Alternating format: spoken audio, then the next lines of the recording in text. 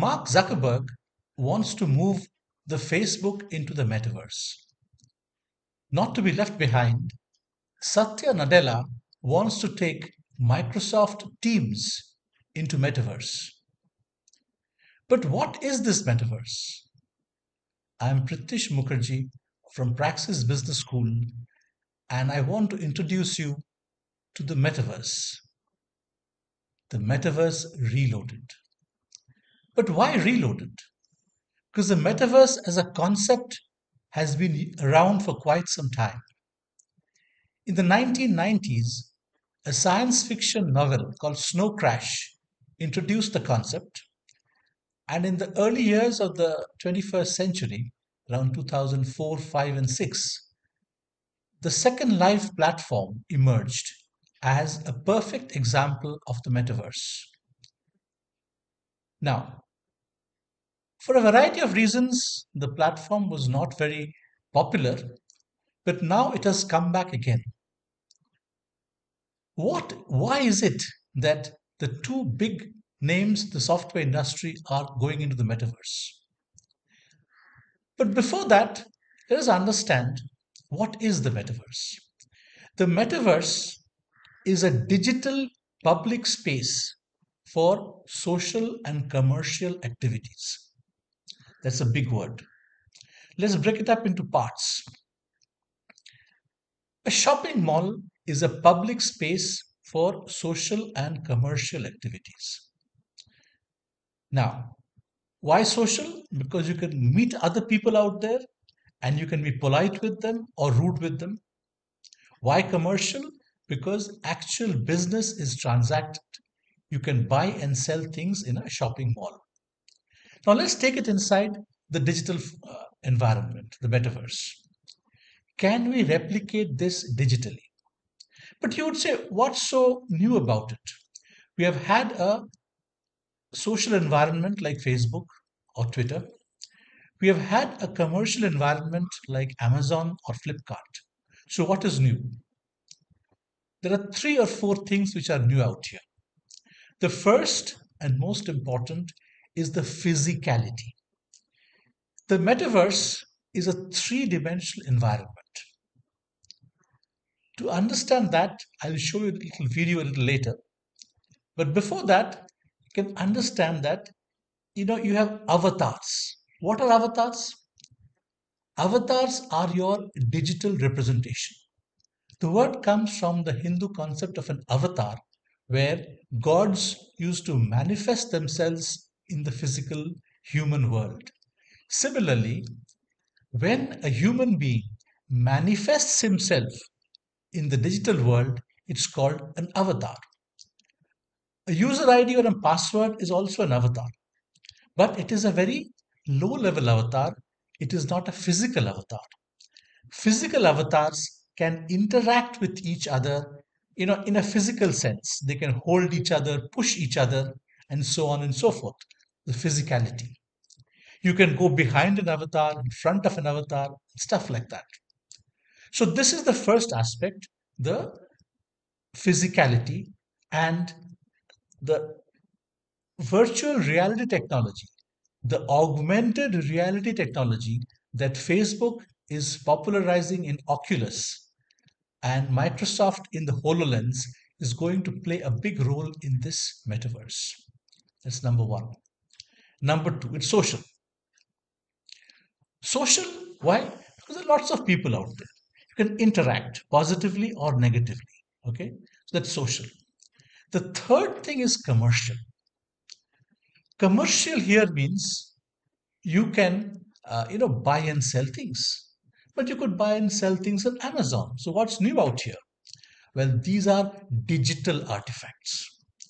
Digital artifacts are, to begin with, things like, say, images or movies, but they can scale up to something much larger, like cars or like houses. Here comes the very interesting concept of how do you establish ownership of a digital artifact. Okay. And here comes the concept of cryptocurrency, which is why the entire metaverse is guided and controlled through the exchange of cryptocurrency or crypto tokens, as they say, or the non fungible tokens.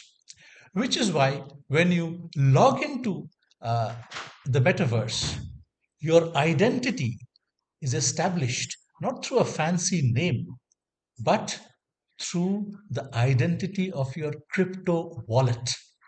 So the crypto wallet is your one and only identity in the metaverse. Okay. And this is very important. And we'll see that in just a minute right now. This is Decentraland, a metaverse that you can explore through the Chrome browser. Let's get started. We can play as a guest or with my wallet.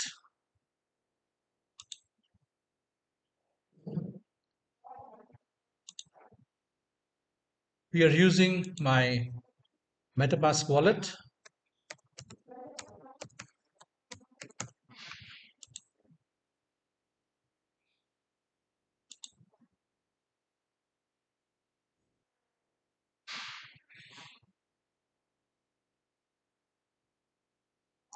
And this is the Genesis Plaza in the heart of.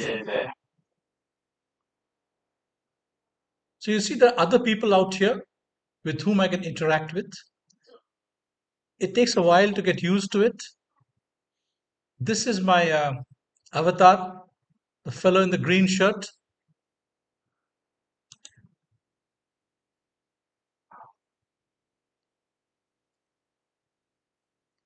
I can move around like this. I can talk to people. I can move away from them. And I can meet and discuss with others. It is physical. I can't go beyond this glass pane. I can't. But the other places I can go to, which is like inside this water fountain,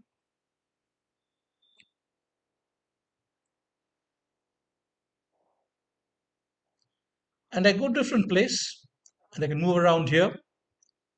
And here I can talk to others. There are fewer people out here. So this is what it is like to move around in the metaverse. Okay. Here you can be meeting others, talking with them, and even transacting business, as in the case that you could be buying something from this bartender who is in Octopus.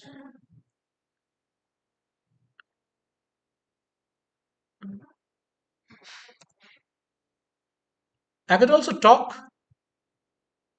Hello, hi there.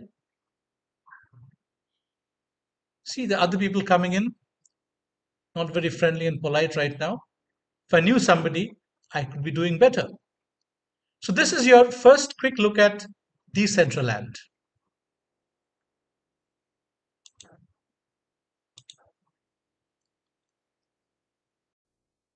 If that was your first glimpse of the metaverse, you may be left underwhelmed.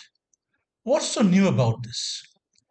Those of you who have been playing computer games would have seen environments which are far more elegant and smooth and sophisticated compared to the avatars that we saw in Decentraland.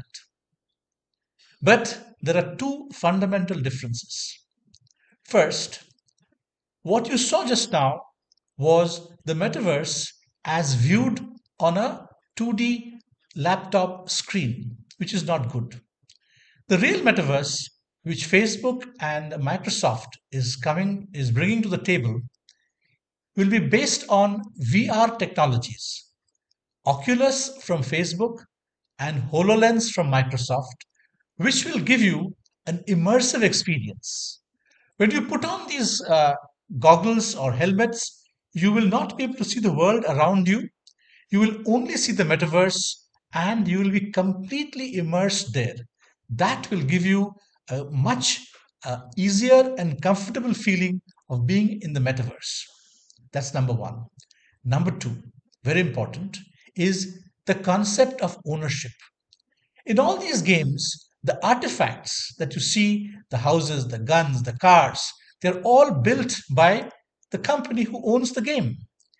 In the open world metaverse that we see today, you will be building these games and you will own them and you will be able to transfer them to others for a consideration or sell them through cryptocurrency wallets. So that is very important in the metaverse. To see what kind of things you can make, I'll take you into my own little place in Second Life, where you'll see my Kali Mandir. So this is Second Life, another metaverse, which does not work on a browser and is not so well integrated with the crypto world. But it's older, has been around since 2006, and this is where I have built my Kali Mandir.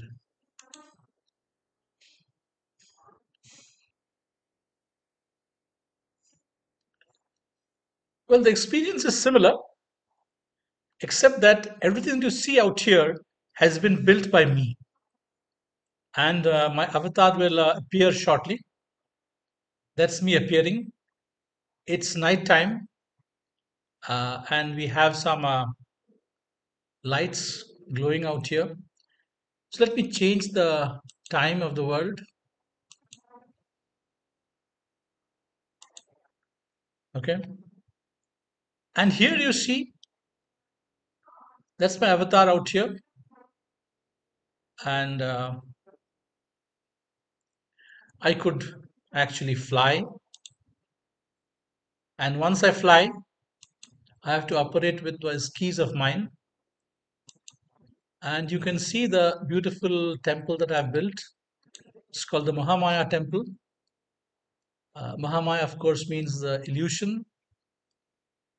Important thing is, it's just not me. There are others out here who are also building.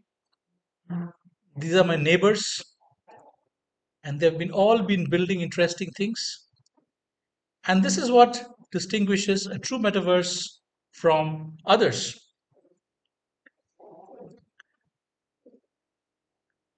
Even here, I can, move around, walk, just like the way I could in the Decentraland.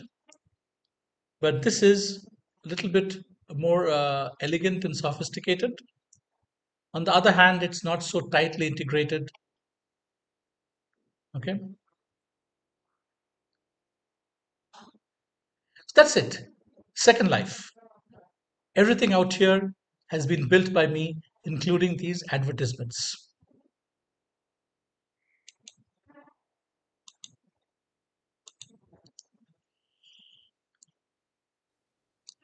So you see, that was my Kali Mandir in Second Life. So now that you see the metaverse, you'll see it has three main components: the social aspect, where you can interact with people; the ownership, the value aspect, which is manifested through cryptocurrency. And you know how the rage cryptocurrencies right now, Bitcoin and Ethereum, have become very popular, very widespread. But the third technology is the key, and that is the virtual reality technology, which will give you an immersive experience. That is going to happen to us very shortly through things like HoloLens from Microsoft and Oculus from Facebook. Till then, stay tuned and keep learning about the metaverse. Prithvish Mukherjee, Praxis Business School, Calcutta.